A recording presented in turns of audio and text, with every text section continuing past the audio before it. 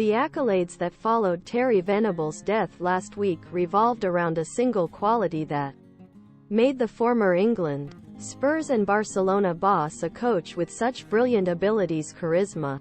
El Telefone's legendary talent as a manager, tactician, singer. Even his notorious failures as a wig salesman tavern were an expression of this core trait.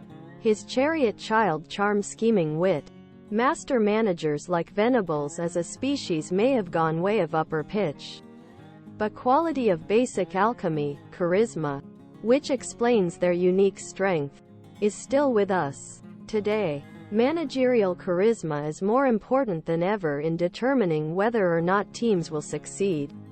The balance they establish between pressmaking determination, protection and adventure.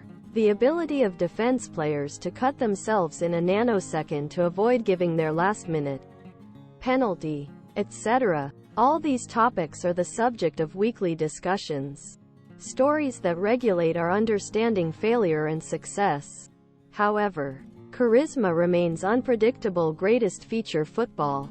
It, in midst large pile money and numbers sport, perhaps understandably remains a powerful discriminatory factor that has not been adequately stewed.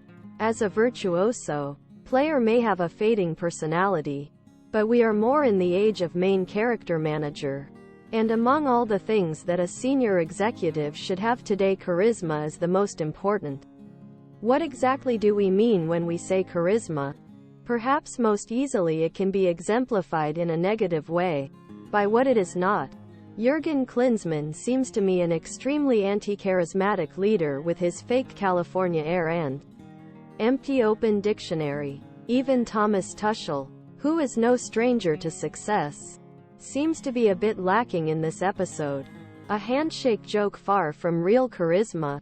There's not lot of coolness here. He's a squeaky manager whose father going through an endless divorce process. Being successful at the highest level without a charismatic manager is almost as difficult as being successful without money. Massimiliano Allegri, in his first assignment at Juventus, is perhaps the last great example of an inanimate technocrat leading a team to series victory.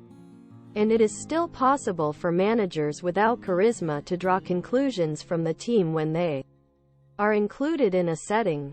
Moderate ambitions. Raymond Domenech has apparently had zero skills in speaking to professional footballers, but he has driven France to the final of the 2006 World Cup, but still displayed a bizarre authority. With his astrology and superstition, he demonstrated an eccentric and unexpected ability that only real charismatic personalities can see. In place lack coolness and authenticity. The non-charismatic manager. Charismatic coach brings transparency, credibility and a sense consumer purpose. Xabi Alonso. Player with an impeccable elegance and charisma and now turning into a technical director with similar qualifications. Recently explained what it takes to be great coach. UD.